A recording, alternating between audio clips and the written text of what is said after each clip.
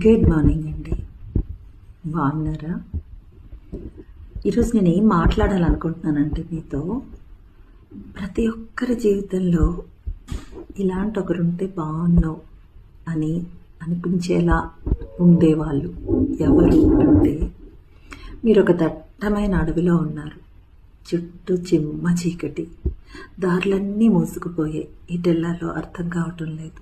అటువంటి సమయంలో ఒక దీపం, మినుగురు పురుగు లాంటి దీపం వెలుగైనా పర్వాలేదు, మీకు జీవితం మీద మళ్ళా బయటపడగలం ఇందులోంచి అనే ఒక నమ్మకాన్ని కలిగిస్తుంది చూడండి.